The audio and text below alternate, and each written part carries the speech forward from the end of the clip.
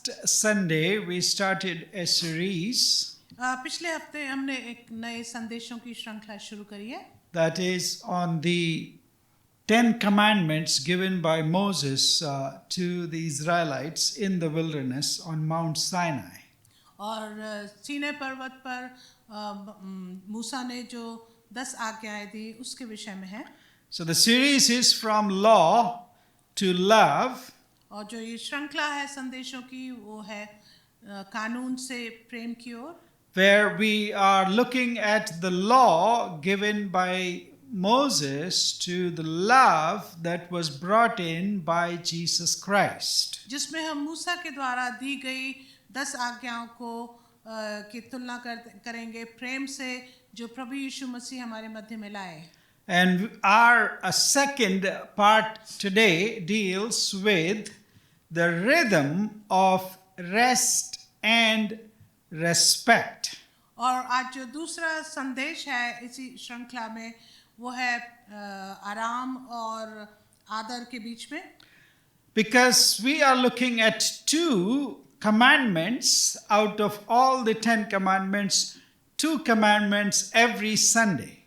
क्योंकि हम हर हफ्ते हर इतवार को हम 2 आज्ञाओं को देखेंगे.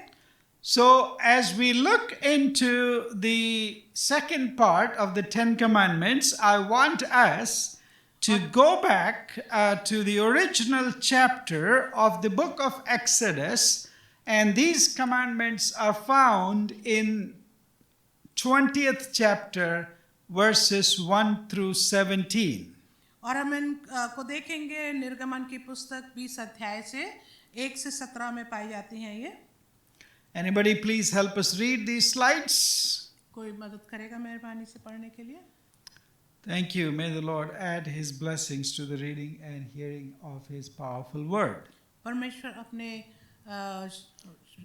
वचन पर आशीष दे इसके सुने और पढ़े जाने पर. Today we shall look at these third and fourth commandments. आज हम तीसरी और चौथी आज्ञा को देखेंगे. So what is the third commandment in the 10 commandments? और ये तीसरी आज्ञा क्या है 10 आज्ञाओं में से? In one word, it is rest. और एक शब्द में बोला जाए तो वो है आराम.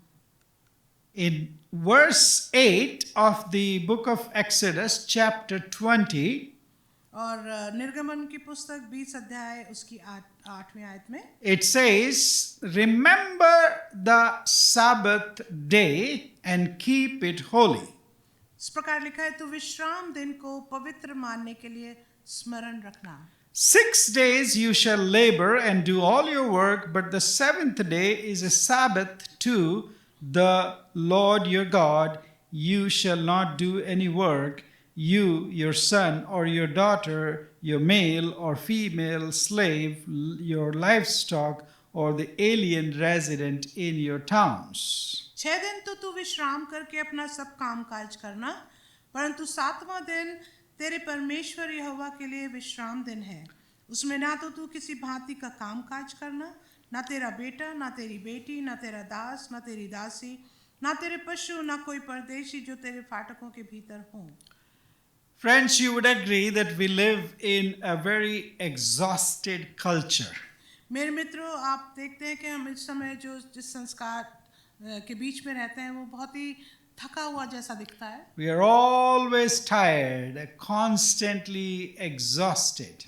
और हमेशा हम थके रहते हैं और बिल्कुल अपने आप में कोई शक्ति नहीं पाते. Because we are constantly connected. क्योंकि हम पूरे वक्त किसी न किसी चीज से जुड़े होते हैं. Earlier, a few decades ago, if you worked in office or hospital, you were there from say 9 to 5. और यदि कुछ समय पहले की बात अगर हम देखें तो हम यदि काम करते थे तो हमारा 9 से 5 का काम होता था. All your communication was there during the time of your work. और जो भी आपकी बातचीत होती थी वो कार्य के समय में होती थी. Once you leave work and you traveled home, you're done. Nobody contacts you, nobody sends you an email, nobody texts you, nothing, because there was no technology to do that. और आपके नौकरी के बाद जब आप घर आते थे तो उससे संबंधित आपके पास कोई भी संदेश नहीं आते थे, क्योंकि उस समय कोई टेक्नोलॉजी भी नहीं थी। There was hardly any internet, so you came home, you did the cooking, you spent time with family, you went to bed, and you were done. और कोई इंटरनेट नहीं होता था, इसलिए आप घर आते थे, आप खाना खाते थे, अपना समय परिवार के साथ बिताते थे, आराम करते थे, और इस प्रकार से आपका दिन बीतता था। We were not constantly available to our work. हम पूरे वक्त अपने कार्य से संबंधित नहीं थे। We were not constantly hustling, doing something or the other. और हम पूरे वक्त काम में व्यस्त नहीं होते थे। We were not always grinding. हम पूरे वक्त अपने आप को पिसा हुआ महसूस नहीं करते थे। We were not always involved in producing something as we are today. We want to produce whether knowledge or work or productivity or something, the emails from the office, the social media posts, whatever the news channels are saying, everything that is going around us, we are bombarded with so much information these days that we find ourselves constantly 24/7 hustling. और हम इतना ज़्यादा technology बढ़ गई है कि इतनी information होने के साथ साथ पूरे वक्त 24 घंटे भी हम इन्हीं सब बातों में व्यस्त रहते हैं। And the problem with us is that we have accepted it as a way of life. और हमारी समस्या ये है कि हमने जीवन का एक तरीका समझ लिया है। Most of us, we bear our busyness as a badge of honor. और हम में से बहुत से लोग या जो हमारी व्यस्तता है उसको एक तरह से अपना आदर का एक स्रोत समझते हैं। Today, if you ask somebody, यदि आप आज किसी से पूछे how are you doing? आप कैसे हैं, You may often hear this word, oh, so busy. तो उसके उत्तर में आप ये पाएंगे ज्यादातर, ओ मैं तो बहुत व्यस्त Oh, हूँ, so many things going on in my life. कितनी सारी बातें चल रही मेरे जीवन में। As though this equates them to a position of power and authority and important. और ऐसा लगता है जैसे उनका वो अपने आप से मिलाप कर रहे हैं किसी चीज से जो उनको बहुत महत्व दे रही है और बहुत अधिकार दे रही है। This culture tells us that being exhausted means you are valuable. That means you are something important. और ऐसे संस्कारों के बीच में जब हम रहते हैं तो हमको ऐसा लगता है जब कोई ऐसी बात करता है तो ये दिखाने के लिए कि यदि आप ज़्यादा व्यस्त हैं तो आप, इसका मतलब बहुत ही महत्वपूर्ण है और आपके ऊपर बहुत ज़्यादा जिम्मेदारियां हैं। Into this frantic culture, और इतनी जल्दबाजी के समय में where we find ourselves always exhausted, जब हम अपने आप को बहुत ही थका हुआ महसूस करते हैं, what does God want to speak to us through this third commandment of rest?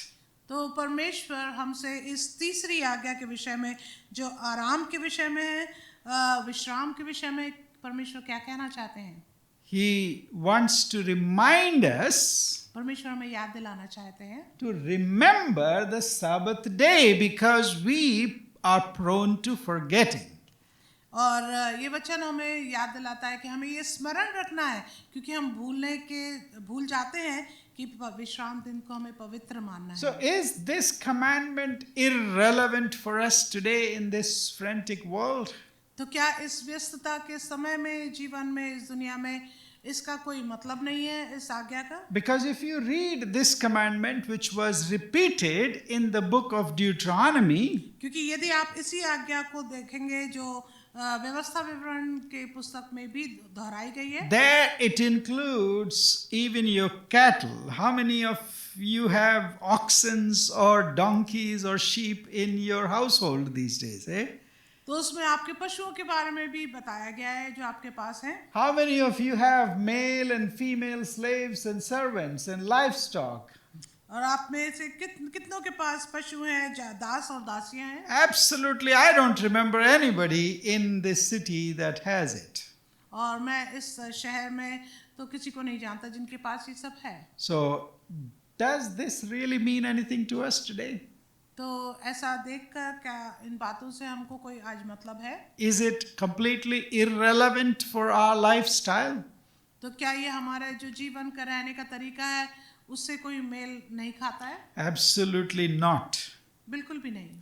My friends, every generation must wrestle with the word, the eternal word of God given to us. मेरे मित्रों, परमेश्वर का जो वचन हमको दिया गया है, हमको उससे दिन प्रतिदिन सामना करना है। How can we apply these timeless principles in our life today? और हम इन जो परमेश्वर के ये जो सिद्धांत हमें दिए गए हैं, हम उनको अपने जीवन में आज के दिन में कैसे लागू कर So सकते the हैं। Sabbath was given by God ये सबत का समय परमेश्वर के द्वारा दिया गया to restore balance and reverence in a restless world that we live today. एक तरह से बैलेंस करें अपना थका हुआ जीवन, बहुत ही व्यस्तता का जीवन और आराम के विषय में। So the Sabbath is talking about two essential और जो things. सबत है वो दो महत्वपूर्ण बातों के विषय में बात करें। Number one, rest. पहला बात है आराम, Because God gave it क्योंकि परमेश्वर ने दिया and God calls it mandatory and He puts restrictions about it. और परमेश्वर उसको जरूरत वाली बात बोलते हैं, इसलिए उसके चारों तरफ रिस्ट्रिक्शन लगाए हैं। So we must consider even today that rest is sacred. इसलिए हमको ये जानना और मानना जरूरी है कि जो आराम है वो पवित्र है। Remember the Sabbath day and keep it holy. It is sacred and God wants us to keep it sacred. और विश्राम दिन को पवित्र मानने के लिए जो स्मरण रखने का हमको आज्ञा मिली है वो इसलिए है क्योंकि वो पवित्र है। We don't have to measure our worth, our value according to what we produce. और हमें जो हम काम करके पैदा करते हैं उसके द्वारा हमें अपने आप को परिभाषित नहीं करना है। And God knows that if we are left to ourselves, और परमेश्वर जानता है यदि हमारे ऊपर ये बातें छोड़ दी जाएं, we, humanity, has this tendency तो मानवता के पास ऐसी एक आदत है that we will work ourselves to death. कि हम काम करते करते मर जाएंगे। There is no satisfaction in our lives ever for anything. हमारे जीवन में कभी भी किसी प्रकार की कोई संतुष्टि नहीं होगी। You know, when I was growing up as a child, what were our needs? What you wanted? और जब मैं याद करता हूँ जब मैं बच्चा था तो मैं ये सोचता था कि मेरी ज़रूरतें क्या है या मुझे क्या चाहिए। If dad took us out sometimes out in the street or in the bazaar, in the market, what I was looking as a kid, not toy cars or anything that came, but no, it was Coca-Cola. और मुझे याद है जब मेरे parents मुझको बाजार ले जाते थे तो मैं कोई खिलौने की तरफ नहीं देखता था, लेकिन जो मुझे उस समय पसंद था वो था Coca Cola. And as we grew up, sometimes that soda bottle with a marble in it, as you pop that soda bottle out, it pops it. It's a beautiful sound, and it was like 25 cents in those days. And if you can afford that, that's the height of your satisfaction. और मुझे याद है कि वो कांच की बोतल होती थी, उसमें जैसे कंचा होता था, तो जब उसको हम निकालते थे तो बड़ी प्यारी सी आवाज़ होती थी और मेरे लिए तो वही संतुष्टि थी। I think the same with kids in any age. और यही मैं सोचता हूँ कि छोटे बच्चे किसी भी उम्र के उनका भी शायद ऐसे ही कुछ होगा। But as we grow up, our needs began to expand. लेकिन जब हम बड़े होते गए तो हमारी ज़रूरतें भी बढ़ती गईं। And so today, if it is $10 million, then if you earn $10 million, you want it $100 million, then you want $1 billion, then you want $1 trillion, and there is no satisfaction ever. और आपके पास आज जितना भी पैसा हो उससे और भी बढ़कर आप मांगेंगे और वो भी मिल जाएगा, तब भी आपको कोई संतुष्टि कभी भी नहीं होगी। There is an old story of a rabbi who was asked this question. और एक कहानी है एक रबी के विषय में जिससे सवाल पूछा गया। And the question was, सवाल ये था, when does the Sabbath begin? कि सबत कब शुरू होता है? And the rabbi replied, और जो रबी था उन्होंने जवाब दिया, when you stop acting like God. जब तुम परमेश्वर की तरह बनना बंद कर दोगे। You know, he was expecting that the rabbi will tell, oh, the Sabbath begins on Friday night because the day begins, for the Jewish people, the day begins after sunset, and that throughout night is counted, and until the next sunset, that day is there, the 24 hours is there. So he would give some wisdom as to when exactly the Sabbath begins. तो उनकी अपेक्षा जो थी उससे अलग उनको जवाब मिला।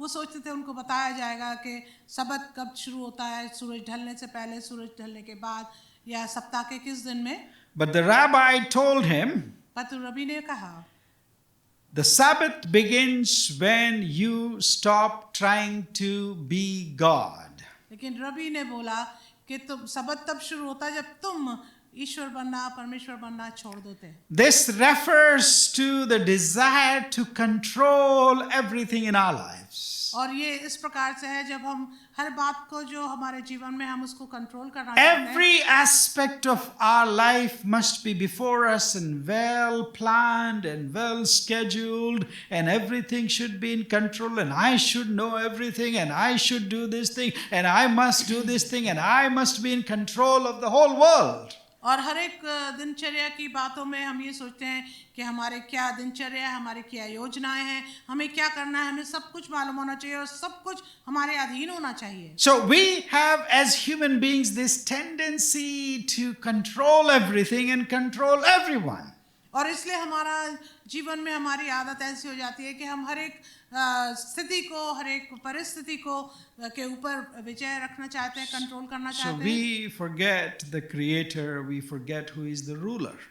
और ऐसा करने से हम ये भूल जाते हैं कि हमारा रूलर कौन है और हमारा सृष्टिकर्ता कौन है। Sabbath, the rest, which is sacred, सबत जो कि विश्राम है और जो कि पवित्र है, reminds us हमें याद दिलाता है that we are not God. कि हम परमेश्वर नहीं हैं। And if one day we take off और यदि एक दिन हम आराम लेंगे and we don't feel guilty about it, और उसके लिए हमें कोई गिल्टी फील नहीं होगा, it is honoring God. और वो परमेश्वर का आदर करना है। It is accepting God's sovereignty in my life. और जब हम परमेश्वर की के अधीन अपने आप को करेंगे, That He is still in control, and even though my work is pending, my this thing is pending, my emails are pending, my work is pending, my house is in mess, that's all right. It is okay to take rest and not feel guilty about it. और ये जानकर कि परमेश्वर सर्वोपरि है और हमारा जो भी काम अधूरा पड़ा है, जो भी चीज़ें हमारी रह गई हैं, घर भी चाहे अस्त व्यस्त हो, ये सब ठीक है। हम परमेश्वर के लिए हमें अनुसार हमें आराम करना है। Rest, the Sabbath, और आराम जो कि सबत है, is a gift that God has given us to protect us from ourselves. और ये ऐसा एक वरदान है परमेश्वर की ओर से, ऐसा उपहार है कि जिसमें जो हमें अपने आप से बचाता है। What if we find that rhythm, और कैसा होगा जब हम इस लय को पकड़ लेंगे, the balance of life और जो बैलेंस है जीवन का, that God intends for us? जो परमेश्वर हमसे चाहता है, Then we will also realize that this rest that God has mandated तब हम इस बात को जानेंगे कि ये जो आराम करना परमेश्वर की आराम हमको लेना ज़रूरत है, ये परमेश्वर की आज्ञा है। and stop producing, और इस बात को भूल जाए कि हमें करते रहना है काम, but start receiving from God what God has already given us. और उस बात को ग्रहण करना शुरू कर दें जो परमेश्वर हमें पहले से दे दिया है। And try to give up control of things in our lives और अपने जीवन में जिस जिस बातों पर हमारा कंट्रोल है उसको थोड़ा रहने दें, and trust that He's got it. और इस बात को महसूस करें, भरोसा करें कि परमेश्वर सब बातों को ठीक God करेगा। has got this for you, my dear friends, is one of the most difficult things for everyone, including me, to trust. And Sabbath helps us do that. मेरे मित्रों, ये कठिन बात है कि हम ऐसा होने दें अपने जीवन में। ये आपके लिए, मेरे लिए भी ये कठिन है इस बात पर भरोसा करना कि हमें आराम चाहिए। Now, which day is the best to take Sabbath? और कौन सा दिन बेहतरीन है आराम करने के लिए? It's not mandated, it's not clear which day. और ये इसकी आज्ञा हमको नहीं मिली कि किस दिन। And even if it was there, like Friday, as Jewish people celebrate Friday night onwards, or Saturday as the Sabbath day, और यदि होता भी तो जैसे यहूदी लोग शुक्रवार की रात से या शनिचर को इस बात को मनाते हैं, or some people like the Seventh Day Adventists, they count it as Sunday, and so their worship is on Saturday, as they are called Seventh Day Adventists, I think for that reason, not on Sunday. Am I right? They worship on Saturdays, right? और कुछ लोग हैं जो शनिचर को आराधना करते हैं और उनके अनुसार। But that's not the point. कहने का मतलब ये नहीं है Whether Friday or Saturday or Sunday or Monday, whatever works for you in this world today. लेकिन चाहे कोई भी दिन हो, शुक्रवार, शनिवार, इतवार या सोमवार, कोई भी दिन जो आपके लिए कार्य हो सकता है आज के दिन में, In this rhythm of life and work, हमारे जीवन के, हमारे कार्य का जो एक लय चल रही है उसमें find one day एक दिन आप चुन लें where rest is sacred for you and without any guilt. और जिसमें आराम जो है, विश्राम जो है आपके लिए पवित्र ठहरे और आप उसके लिए कोई बुरा अपने आप में महसूस ना करें। And the second essential thing about the Sabbath is, और दूसरी महत्वपूर्ण बात जो सबत के विषय में है वो ये है, it's not just about personal rest, ये केवल व्यक्तिगत आराम के लिए नहीं, but it's also about community worship. लेकिन ये एक समाज के साथ आराधना करने का भी समय। Because when you have rested, क्योंकि जब आपने आराम कर लिया, your body, your mind, and your soul are ready for renewal. तो आपका शरीर, आत्मा और प्राण तैयार है नएपन के लिए। And worship is what is renewal. It is intended for our renewal. That's why our body and our mind, our spirit, our soul, when they come together with others, they are renewed, because worship is renewal. क्योंकि आराधना जो है, जब हम आराधना सभी लोगों के साथ करते हैं मिलकर, उसके द्वारा हमारा शरीर, आत्मा, प्राण सब कुछ एक नया बनता जाता है। Again, as I said, these days in this world of technology and internet, worship is not you sitting in your pajamas on the couch and watching somebody worship on the television. और आज के समय में जैसे internet पे हम देखते हैं कि लोग जो आराधना को समझते हुए, वो आराधना नहीं है कि आप अपने घर के कपड़ों में, अपने घर में टीवी पे लगाकर दूसरों को आराधना करते हुए देखते हैं। Worship means coming together with other like-minded believers. लेकिन आराधना का अर्थ है एक समान, एक हृदय के साथ मिलकर आराधना करना, To pray together. प्रार्थना एक साथ मिलकर करना, To praise God together, to sing together. गाना गाने के लिए, आराधना करने के लिए, तारीफ करने के लिए एक साथ मिलकर, And to hear God speak to us today together in the sanctuary. और परमेश्वर के भवन में साथ मिलकर परमेश्वर के वचन को जो हमारे लिए है उसको सुने। Why? क्यों? Because, my dear friends, the biblical faith isn't meant to be individualistic. क्योंकि जो वचन का विश्वास है वो एक व्यक्तिगत तरीके से नहीं मनाना This चाहिए। scripture was not written in an individualistic society, in the Western society. और ये जो वचन है ये पाश्चात्य समाज के लिए नहीं लिखा गया, ये संपूर्ण जनों के लिए लिखा गया। You and I were not designed to figure out life on our own. और हमको इसलिए नहीं बनाया गया कि हम अपने जीवन को अपने आप ही सोच लें कैसे करना है। We need community. We are communal beings. और हमें समाज चाहिए क्योंकि हम सामाजिक लोग हैं। This community around us need us and we need them. और जो समाज हमारे चारों तरफ है उन्हें हमारी जरूरत है, हमें भी उनकी जरूरत है। So when we gather together as a community of believers, इसलिए जब हम विश्वासियों की संगति में मुलाकात करते हैं, that's what makes Christ's body. यही तो मसीह की देह बनती है। You alone on your couch is not Christ's body.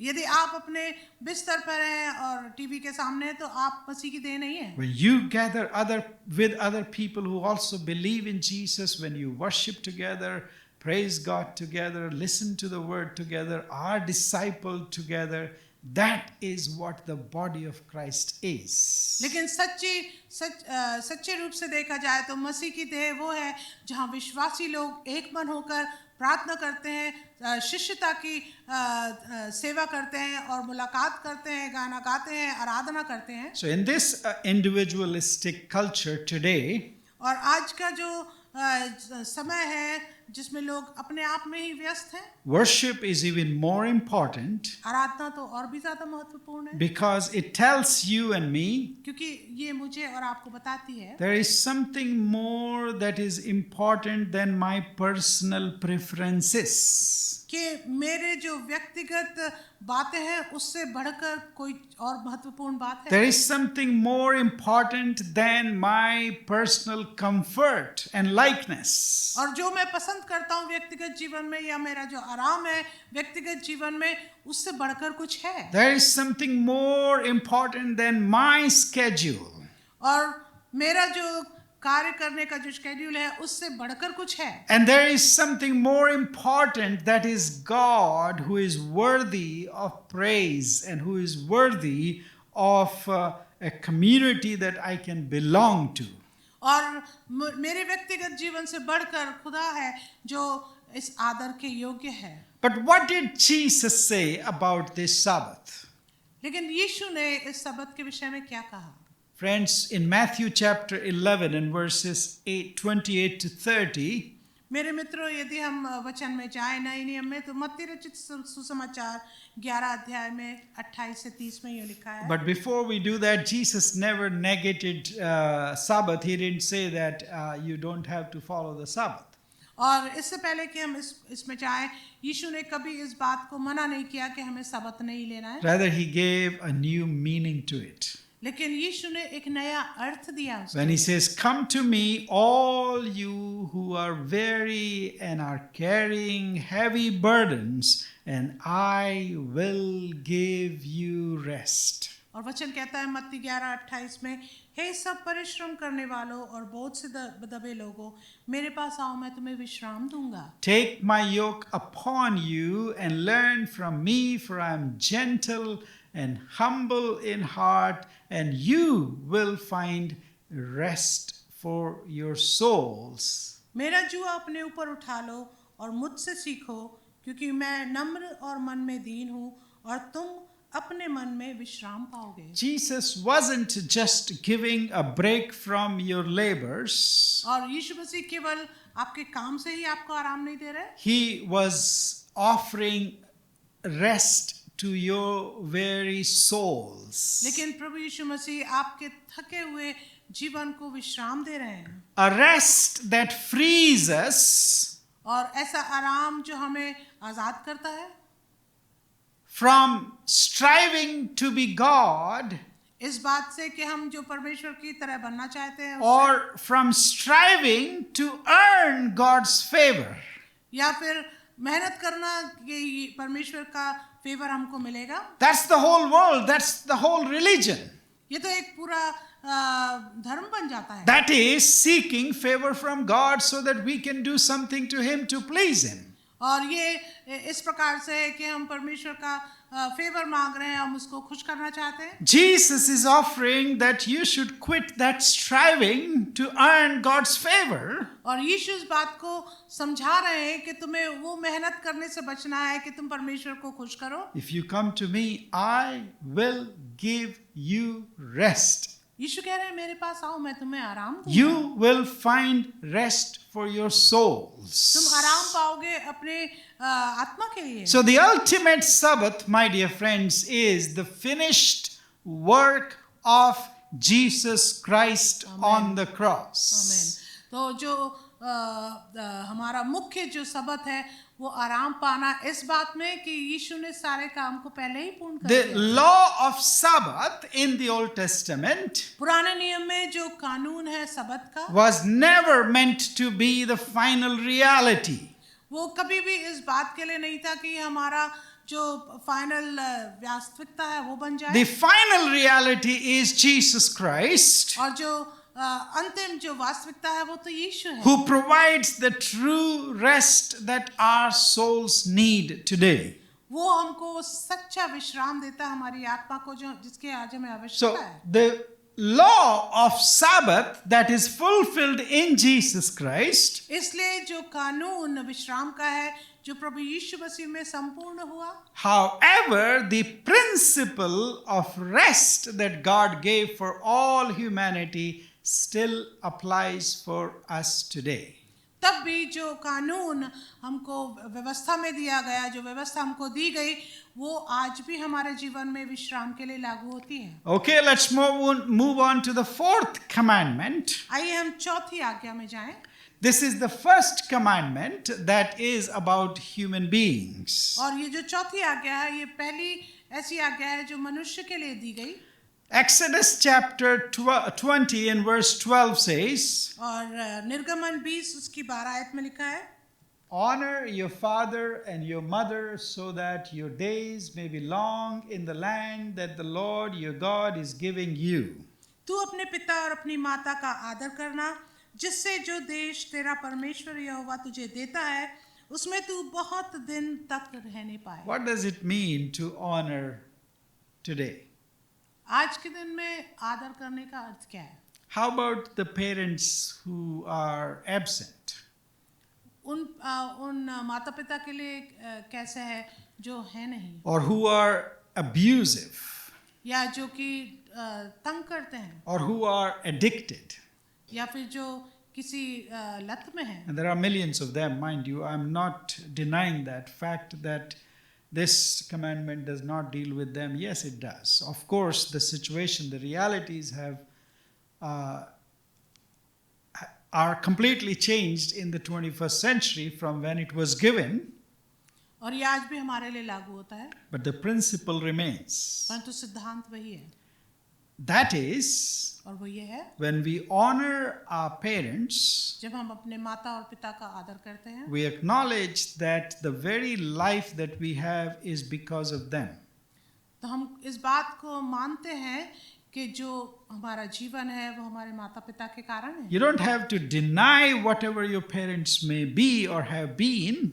और जो भी आपके माता पिता आपके साथ रहे हैं आप उसको नकारना नहीं है। But by honoring them, by respecting them, परंतु उनका आदर करने के द्वारा we acknowledge that yes, they were the ones who gave me life, and the very life that I live today or whatever I have today is not because of me and my hard work, but because of my parents. तो आप इस बात को मानते हैं आदर के द्वारा कि जो भी आप हैं वो इसलिए क्योंकि आप अपने माता पिता के कारण इस दुनिया में आए, और जो भी आप हैं वो आपकी मेहनत के द्वारा नहीं लेकिन जो अभी आपके माता पिता ने किया उसके द्वारा है। And you recognize their humanity.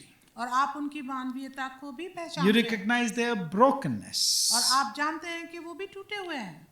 And forgiving them if they have done something that you don't like is also honoring them.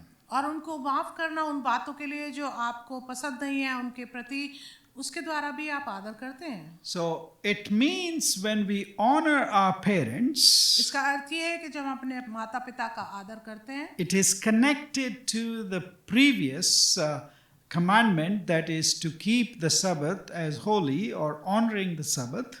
और ये जो आज्ञा है आदर करने के लिए ये पिछली आज्ञा से जुड़ी हुई है जिसमें लिखा है कि तू विश्राम दिन को पवित्र जानना, आराम करना। You see, there is a connection there.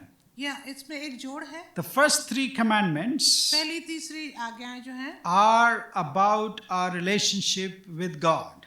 वो पहली तीन आज्ञाएं जो हैं वो हमारा परमेश्वर के साथ जो रिश्ता है उसके विषय में है। And the next commandments और उसके बाद जो आज्ञाएं हैं until the 10th commandment are all how we deal with other human beings. वो उसके साथ जुड़ी है कि हम कैसे दूसरे लोगों के साथ बर्ताव करते हैं. And then there is this in the middle as a bridge. और फिर ये जो आयत है, ये जो आज्ञा है, ये एक तरह से जैसे एक ब्रिज बना हुआ है Between honoring God and our relationship to God, उस बीच में कि हमें परमेश्वर को आदर देना है और उसके साथ रिश्ता रखना है, and our relationship to other human beings given to us in the other commandments. और दूसरे लोगों के साथ हमारा रिश्ता जो और दूसरी आज्ञाओं में दिया गया. This fourth commandment, ये जो चौथी आज्ञा है, to honor your parents, is a bridge, because if we fail here, we will fail in the rest of the other commandments. ये एक तरह से एक ब्रिज की तरह है कि अपने माता पिता का आदर करना. यदि हम इसमें चूक जाएंगे तो हम आने वाली जो आज्ञाएं हैं उनको पूर्ण नहीं कर पाएंगे. Also, the way we honor our parents and deal with our parents और ये भी कि जैसे हम अपने माता पिता का आदर करते हैं या उनके साथ बर्ताव करते हैं, profoundly shapes how we relate to God and how we relate to others. इसके द्वारा हम समझ सकते हैं कि हम परमेश्वर के साथ और दूसरे लोगों के साथ कैसे बर्ताव करते हैं. I can tell by observing people how they relate to God and how they relate to others, and I can tell how they treat their parents. और मैं ये बता सकता हूँ कि लोग कैसे अपने इस आयत के दौरान कि लोग कैसे परमेश्वर के साथ बर्ताव करते हैं, कैसे लोगों से मिलते हैं. So in today's world of fractured families, और आज के दिन में जबकि परिवार टूटे हुए हैं, honoring God also includes honoring our relationships with our parents and care for them and reconciling with them. हमारा आदर करना जो परमेश्वर के साथ है उसमें ये भी जुड़ा हुआ कि हम अपने माता पिता का आदर करें और उनका ध्यान करें. And this commandment, the fourth commandment, comes with a promise. और जो चौथी आज्ञा जो हम ये देख रहे हैं, ये एक प्रॉमिस के साथ है. And the promise that is attached to the fourth commandment is beautiful. It is long life. You shall live long in this life. और जो एक बहुत सुंदर जो वायदा दिया गया है जो जुड़ा हुआ है ये चौथी आज्ञा के साथ, वो है कि तुम्हें लंबी उम्र मिलेगी. So my dear friends, if you want to live long, इसलिए मेरे मित्रों, यदि आप लंबा जीवन चाहते हैं, honor your parents. अपने माता पिता का आदर करें. If they need forgiving, forgive them. और यदि उनको क्षमा चाहिए तो उनको आप क्षमा करें. And so the third and the fourth commandment are all about the rhythm of life that God intends for you and me.